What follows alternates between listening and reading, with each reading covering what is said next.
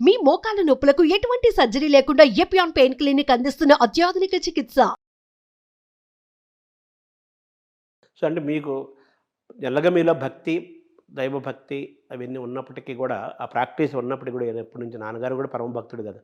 మీ ఇంట్లోనే ఉంది ఆ భక్తి. ఆయనే పూజలు చేస్తూ ఉంటారు.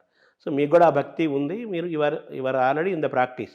మా నాన్నగారికి నాకు తేడా ఏంటంటే, ఆయన రోజు 20 నిమిషాల నుంచి అరగంట కొన్నిసార్లు పూజ చేస్తారు. 20 నిమిషాలు అయితే కంపల్సరీ పూజ చేస్తారు ఆయన. చిన్నప్పటి నుంచి. నాకు ఊహ తెలిసినప్పటి నుంచి ఆయన ఎక్సర్సైజ్‌కి వెళ్ళడం, స్నానం చేయడం, పూజ తర్వాతే బ్రేక్‌ఫాస్ట్. ఇది మా లైఫ్ రొటీన్. కానీ నా దగ్గరకొచ్చేసరికి నాకు పూజ రూమ్‌లో అరగంట పూజ చేయాల్సిన అవసరం లేదు. మనసులో దేవుడిని ఎప్పుడూ తలుచుకుంటూ ఉంటే చాలన్న స్కూల్‌లో వచ్చేవాడిని నేను. పూజ చేస్తాను మార్నింగ్. నేను కంపల్సరీ పూజ రూమ్‌లో పూజ చేయకుండా నేను బ్రేక్‌ఫాస్ట్ చేయను. నేను అసలు ఆఫీస్‌కి రాను. ఇది నా లైఫ్ స్టైల్. ఆ పూజ అనేదాన్ని నాన్నగారు చేసేది ఒక విధం, నేను నమ్మేది ఇంకో విధం. ఇద్దరు కూడా దైవాన్ని విశ్వసిస్తారు. ఆ పవర్‌ని విశ్వసిస్తారు. మనం వాళ్ళకి అడ్రెస్ చేసుకొని నమస్కరించుకుంటే మన జీవితంలో మంచి జరుగుతుంది. ఆయన మనకు రక్షణగా ఉంటారు అని ఒక విశ్వాసం ఇద్దరు సమానంగా ఉంది. ఆయనే ఒక పోస్చర్‌లో కూర్చొని మంత్రాలతో పూజలతో పూజ చేస్తారు. మీరే గుండెనే గుడిగా చేసుకొని నమస్కారం పెట్టుకొని స్వామి నా సంగతి చూసుకో అంటారు. అంతే కదా దాని తాత్పర్యం. అయితే ఈ క్రమంలో ఎన్టీఆర్‌ని ఎందుకు మనం తలుచుకుందాం అన్నానంటే సీనియర్ ఎన్టీఆర్ పెద్దాయన్ని.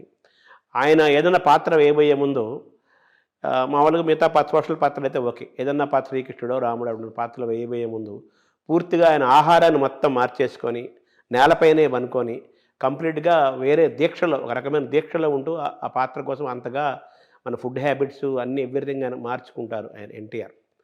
మిమ్మల్ని ఈ కన్నప్ప ఈ భక్తుడిగా ఈ సినిమా ప్రయాణంలో మీరు అటువంటి క్రమశిక్షణలు ఏమైనా పాటించారు? ఆహార నియమాలు కానీ ఇటువంటివి ఏమైనా? ఆహార నియమాన్యాలు నేను పాటించలేదండి. నేను నిజం చెప్తున్నాను. ఎందుకంటే కన్నప్పే ఈశ్వరుడికి మాంసాన్ని నైవేద్యంగా పెట్టాడు. అది తప్పు కాదని శివుడు చెప్పలేదు. భక్తితో పెట్టాడు. అతనికి తెలిసింది అతను పెట్టాడు. ఇన్నోసెంట్ కదా అతను. ఇన్నోసెంట్. కానీ ఆ సెకండ్ షెడ్యూల్‌లో ఎప్పుడు శివుడు భక్తుడు అయిన తర్వాత ఎండ్ దాకా ఉన్న సీక్వెన్స్‌కి మాత్రం నేను నేలపైన పడుకున్నాను. అదొక్కటి నేను చేశాను. ఈ సినిమా చేసేటప్పుడు నేను 100 కేజీలు ఉన్నాను. నా చెయ్యి ఆర్మ్ సైజ్ మెజర్ చేసినప్పుడు 20 ఇంచెస్ ఉండింది. ఇప్పుడు 16 ఇంచులు ఉంది. అది మెయింటైన్ చేసి అది కన్సిస్టెంట్‌గా అలా ఉండాలంటే అది తినక తప్పదు. నాకు ప్రొడక్షన్ పరంగా చాలా ఛాలెంజెస్ ఉన్నాయి మాకు. కానీ ఆ లొకేషన్ శ్రీకాళహస్తి గుడి వెనకాన ఎలాగా గుడి పక్కన స్వర్ణముఖి నది ఉందో ఈ రోజుటికి ఆ లొకేషను మాకు ఆశ్చర్యం ఎలా దొరికిందనేది గూగుల్ మ్యాప్‌లో మేము ఇనిషియల్‌గా చేసేటప్పుడు గుడి ఇక్కడుంది, నీళ్ళు ఇక్కడుంది, సీజీలో చేయాలనుకున్నాం. అది ఏంటంటే ఆ స్వర్ణముఖి నది తీరానే కదా గుడి ఉండేది. సో అది తీయాలి, అది చేయాలి, అది ఇది అనుకునే టైంకి మాకు ఎలాగ గుడి ఎక్కడుందో ఈశ్వరుడు ఎలాగ స్వర్ణముఖి వైపు ఉన్నారో అలాంటి లొకేషనే దొరికింది మాకు. అంటే ఆల్రెడీ ఏదో శివుడు వేసిన సెట్ అది. అలాగే దొరికింది. సో అక్కడ షూట్ చేయాలన్న ఉద్దేశంతో అది అయింది. అక్కడికెళ్ళి షూట్ చేసాం. సో అక్కడ ఇబ్బందులు ఉన్నాయి మాకు. మా హోటల్ దగ్గర నుంచి గంటన్నర మాకు భోజనాలు రావాలన్నా, బ్రేక్‌ఫాస్ట్ రావాలన్నా ఎడారది. అంటే ఎడారంటే ఇట్స్ అన్ అన్‌చార్టెడ్ ప్లేస్ అనమాట. సో మాకు ఛాలెంజెస్ ఉన్నాయి. కానీ అది as it is location as it is set అయింది. అంటే ఆ సెట్ అంటే మామూలుగా మన సెట్ వేస్తారు కదా, అదేం దేవుడు వేసిన సెట్. ఈ ప్రపంచమే దేవుడు వేసిన సెట్. అందులో ఇది ఇంకా కోటి న్యాచురల్ కదా. సో అది తర్వాత మీరు మీ గురించి నేను తెలుసుకున్నప్పుడు తెల్లవారుజామున 3:30కే లేస్తారని, అర్లీగా పనుకుంటారని విన్నాను నేను. అందులో నుంచి ఏమైనా పవన్ డ్రైవ్ చేసుకున్నారా? మీకు what is the inspiration for your life style? Shooting ఉంటే 3:45కి లేస్తాను. షూటింగ్ లేకపోతే 4:00 లేస్తాను. నాకు 4:30కి అంతా జిమ్కి వెళ్ళిపోవడం, 6:30కి అంతా స్నానం చేసేసి 7కి అంతా దీనికి ముందు పిల్లల్ని స్కూల్లో డ్రాప్ చేసేవాడిని నేను. ఇక్కడ పిల్లల్ని రోజు స్కూల్లో డ్రాప్ చేసేవాడిని. ఇప్పుడు షూటింగ్ ఉన్నప్పుడు 5:30 6కంతా మేకప్ కూర్చుంటాం. నా లైఫ్ స్టైల్ ఎలా ఉంటుందంటే 9:30 10కంతా పడుకుంటానండి. నాకు 6 hours of sleep compulsory. And నాకున్న హ్యాబిట్ ఏంటంటే నేను పడుకున్న వెంటనే నిద్ర వస్తుంది. వెంటనే మంచం ఎక్కినంటే అది చాలా పెద్ద ఆరోగ్యము. అది పెద్ద గిఫ్ట్. అది గిఫ్ట్. అది మా ఫ్రెండ్ ఉన్నాడు విజయ్, అక్కడ న్యూజిలాండ్ షూటింగ్ జరిగేటప్పుడు అంతా నీకు ఎలా నిద్ర పడుతుందిరా, నాకు నిద్ర పట్టట్లేదు, రేపు షూటింగ్ ఏమవుద్ది, అదేమవుద్ది, ఇదే నీకు ఎలా నిద్ర వస్తుంది నీకు అని. పడుకున్న వెంటనే నిద్ర వస్తుంది. అది నేను నాకున్న బిగ్గెస్ట్ స్ట్రెస్ బస్టర్ నా పిల్లలు. నాకు పిల్లలు లేనప్పుడు, లొకేషన్‌లో పిల్లలు ఉన్నప్పుడు కూడా నేనెళ్ళి లొకేషన్‌లో వేరే వాళ్ళ పిల్లలతో కూడా ఆడుకుంటూ ఉంటాను. పిల్లలంటే ఇష్టం. అక్కడ ఆ ఎనర్జీ, ఆ ఇన్నోసెన్సు వాళ్ళని మెప్పించేది చాలా కష్టం. అది వాళ్ళతోనే ఆడుకుంటూ వాళ్ళ లెవెల్‌కెళ్ళిపోతే ఉన్న ప్రాబ్లమ్స్ అన్నీ మర్చిపోతాం మనం. వాళ్ళు ప్యూర్ కదా! వాళ్ళకి చాలా ప్యూర్. ప్యూర్. పిల్లలతో మీరు గడిపినంత టైము, ఆ ఆనందం అది దేంట్లోనూ ఉండదు. సో 9:30 కల్లా మీరు పనుకొని పొద్దున 9:30, 10 కదా, మార్నింగ్ 4:00 కంపల్సరీ. లేచి నేను ఎందుకు అడుగుతున్నానంటే ఇదంతా అన్ని life style. Only one thing నేను నేర్చుకోవాలనుకునేది కరెక్ట్‌గా తినాలని నేర్చుకున్నా. ఊర్లో ఉన్న చెత్తంతా కూడా తింటాను నేను. I'm a foodie. Yeah! Eating habits గానీ కరెక్ట్‌గా ఉంటే ఆరోగ్యం, మీరు ఎక్సర్‌సైజ్ వారానికి 2 సార్లు చేసినా ఈటింగ్ హ్యాబిట్స్ కరెక్ట్‌గా ఉంటే బ్రహ్మాండంగా ఉంటదని అందరూ అంటారు. అది నమ్ముతాను నేను. అంటే మొత్తం మీ ఫిజిక్‌ని మెయింటైన్ చేయటంలో what are the secrets? Diet is the major ఇదండి. కానీ నేను అన్నీ తింటాను. కానీ లిమిట్‌గా తింటాను. నేను తినేటప్పుడు అందరూ అడుగుతారు, "నువ్వేంటి కేక్ తింటున్నావు, చాక్లేట్ తింటున్నావు?" నాకు చాక్లేట్‌లు, బిస్కెట్‌లు ఎక్కువ తింటాను నేను. "ఎలా తింటున్నావు నువ్వు? నువ్వు ఎలా, నీకు షూటింగ్ ఉంది కదా! ఎవరైనా యాక్టర్ కదా!" అది ఇది అని. మితంగా తింటే ఏదైనా తినొచ్చు. అతిగా మీరు అన్నం తిన్నా తప్పే, మీరు కూరగాయలు కూడా అతిగా తిన్నా కూడా తప్పే. సో, ఏదైనా ప్రేమించడం అయినా సరే, దేనైనా ఏదైనా మితంగానే చేస్తేనే అన్నీ కరెక్ట్‌గా ఉంటుంది. సో మీ మీ secret of mental and physical హెల్త్‌లో ఆహారాన్ని అన్నీ తింటాము, మితంగా తింటాము, అర్లీగా పనుకోవటం, అర్లీగా లేవటం. అది మీరు బ్రహ్మముహూర్తంలో లేస్తున్నారు. ఆ టైం అద్భుతమైన ముహూర్తం అది. నాకు ఆ టైం నా టైంగా అనిపిస్తుంది నాకు. హ్మ్. నన్ను ఎవ్వరు డిస్టర్బ్ చేయరు. No phone calls, nothing. నాకు జిమ్‌కెళ్ళినప్పుడు ఐ హావ్ ఫుల్ ఎనర్జీ.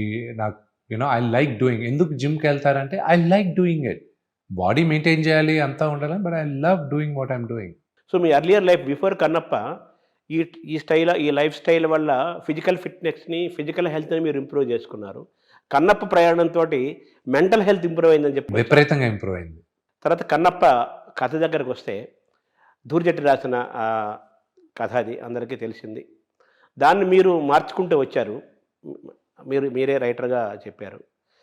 ఇందులో మీరు ఈ స్కూల్‌లో, ఫిల్మ్ స్కూల్‌లో ఈ రైటింగ్ అండ్ స్క్రీన్ ప్లే గూడా మీద మీకు ప్రత్యేకత ఉండటం వల్ల అది మీకు ఉపయోగపడిందా ఈ ప్రయాణంలో? బాగా. నేను చదివానండి దాని గురించి. నేను డిప్లొమా చేసున్నాను. యూఎస్‌లో చేశాను స్క్రీన్ రైటింగ్. ఇది చేయడం వల్లే నాకు ఐయామ్ నాట్ పర్ఫెక్ట్. ఇంకా నేర్చుకుంటున్నాను. నేర్చుకోవాల్సింది చాలా ఉంది నేను. ఇది రాసేటప్పుడు నాకు మిగతా వాళ్ళు సహాయం కూడా చేశారు. భారతదేశంలో కాదు, ప్రపంచంలోనే one of the brilliant script writers ఈ సినిమాకి నాకు సహాయం చేశారు. పరుచూరి గోపాలకృష్ణ గారు. ఆయన మహానుభావుడు. ఆయన స్క్రీన్ ప్లేలో కానీ, స్క్రీన్ రైటింగ్‌లో కానీ, స్క్రిప్ట్స్‌లో కానీ ఆయన అందించినటివి నిర్మోహమాటంగా, లేదురా ఇది బాలేదురా అని చెప్పడం కానీ, రెండోది ఆయన ఎంత గొప్ప రైటర్ అంటే ఈ ట్రెండ్‌కి కూడా మీటర్ పట్టుకునే రైటర్ ఆయన. అడ్వాన్స్డ్‌గా ఉన్నాడు ఆయన. అడ్వాన్స్డ్‌గా. మా నాన్నగారికి ఎక్కలా కొన్ని పాయింట్స్ నేను చెప్పేటప్పుడు. ఆయన నాన్నగారికి చెప్పే విధానం చెప్పాడు. "లేదు బాబు, ఇది కరెక్టు. నువ్వు అనుకునేది తప్పు. బాబు వెళ్ళేది కరెక్ట్‌గా వెళ్తున్నాడు.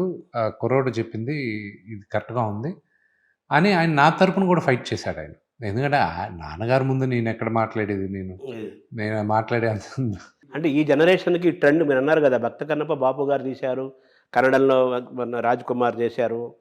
అది చాలా ఏళ్ళయిపోయింది. ఇప్పుడు మనం ఈ జనరేషన్ తగ్గట్టుగా సినిమా తీస్తున్నాం కాబట్టి, ఈ జనరేషన్ వారికి అర్థమవటం కోసం కొన్ని మార్పులు, చేర్పులు చేశాము. అంటే ఏ జనరేషన్‌కి ఎలాగా చెప్తే బాగుంటదనే ఉద్దేశంతోనే చేశాం గానండి. లేకపోతే యుద్ధాలు అవన్నీ ఆ కన్నప్ప టైంలో ఉన్నాయో లేవో మనకు తెలియవు. కానీ వాళ్ళకి గూడాల మధ్యన మనస్పర్ధాలు ఉంటాయి. అది ఎక్కడైనా కామనే. ఈ యుద్ధాలు ఇవన్నీ ఈ జనరేషన్‌కి నచ్చేలాగా మనం చేసాం. కానీ నేను చేసిన రీసెర్చ్ చాలా ఉండింది శర్మ గారు. నాకు చాలా ఇప్పుడు ఈ బాణం చూసారంటే అతను పట్టుకునింది ఎడమ పక్కనే పట్టుకుంటాడు. శ్రీకాళహస్తి ఈశ్వరుడి లింగం బయట కన్నప్ప విగ్రహం ఉంటది. అది చాలా మందికి తెలీదు. కన్నప్ప విగ్రహం లెఫ్ట్ సైడ్‌లోనే అతను బాణం పట్టుకొని ఉంటాడు. ఆయన ఆటవికుడుగా అతను ఊర్లోకెళ్ళి ఆయన విగ్రహం దగ్గర కూడా లెఫ్ట్ సైడ్ పట్టుకొని ఆ చిన్నవి పట్టుకున్నాను నేను. నాకు అన్నిటికన్నా ఆశ్చర్యం ఏంటంటే, అసలు శ్రీకాళహస్తి గుడికి మన తెలుగు వాళ్ళు వెళ్తారు, అంతా చేస్తారు, పూజలు చేస్తారు, రాహుకేతు పూజ చేస్తారు, అంతా చేస్తారు. మన వాళ్ళ అబ్జర్వేషన్ ఎంత అంటే ఈ జనరేషన్ గురించి మాట్లాడుతాం, ఈ తరం గురించి. మా జనరేషన్ గురించి లింగాన్ని అలాగ పెట్టినప్పుడు ఏంటి లింగాన్ని ఇలా పెట్టాడు, ఇదేదో కొత్త లింగంగా ఉంది ఏంటి అని నాకు షాక్ అయ్యాను నేను. అంటే ముందు సినిమాల్లో లేని డీటెయిల్, అంతకుముందు సినిమాలో లేదు. అంత ముందు సినిమాల్లో కూడా డీటెయిల్ లేదు. లింగాకారం అందరికీ తెలిసింది ఇంతే. ఆ లింగాకారం అలాగే ఉండాలి కదా, ఇతనేంటి కొత్తగా ఒక లింగాన్ని తీసుకొచ్చాను. దాని చుట్టూ కూడా పెద్ద చర్చ జరిగింది యాక్చువల్గా. అసలు నాకు అర్థం కాదు ఏంటంటే, అసలు వాయులింగం భూప్రపంచంలో వాయులింగం ఉంది. అసలు పంచభూతాల లింగాలు ఉంటాయి, దాంట్లో వాయులింగం శ్రీకాళహస్తిలో ఉంది. వాయులింగాన్ని ఆ రూపం ఎందుకు ఉంది, శ్రీకాళహస్తి అన్న పేరు వచ్చింది. అసలు శివుడు వాళ్ళు చేసిన పూజలకి మెచ్చి లింగాకారం రూపం కూడా ఆ రూపాన తీసుకొచ్చాడు శివుడు. అసలు అది కూడా తెలుసుకోకుండా మీరు ఎలాగా విమర్శిస్తారనేది నాకు అర్థం కాదు. నాకు దీనికి ముందు సినిమాల్లో ఎందుకు ఆ లింగం, ఎందుకు ఆ రూపాన్ని పెట్టారు నాకు ఈ రోజుకి అర్థం కావట్లా. నాకు ఆ బహుశా దాని ఆన్సర్ బాపు రమణ గారే ఇవ్వగలరేమో కానీ, లింగాకారం ఎప్పుడు అక్కడ ఇప్పుడు మనం చూపించిన లింగాకారమే కదా ఈ సినిమాలో చూపించింది. అంటే అక్కడ ఉన్నదే మీరు చూపించారు. అది 3 feet 11 inches ఆ విగ్రహం, గుడి లోపల ఉండే విగ్రహం. అవును. అక్కడ ఒక ఆర్టిస్టు దాదాపు ఒక 15 రోజులు దర్శనం తీసుకుంటూ దాన్ని చూసుకుంటూ గీసుకుంటూ అక్కడ ఉన్న పంతుల్ని వాళ్ళని వీళ్ళని అడుగుతూ స్వామిల్ని వాళ్ళు ఇచ్చిన ఇన్పుట్స్తో గీసి వాళ్ళతో ఓకే అనిపించి దాని తర్వాత దాన్ని మేము ఇక్కడ మోల్డ్ చేసాం. కానీ 3 feet 11 inches మోల్డ్ చేయాలి. నాకు భయం, ఎందుకంటే యాజ్ ఇట్ ఈస్ అలా చేయకూడదు మనం.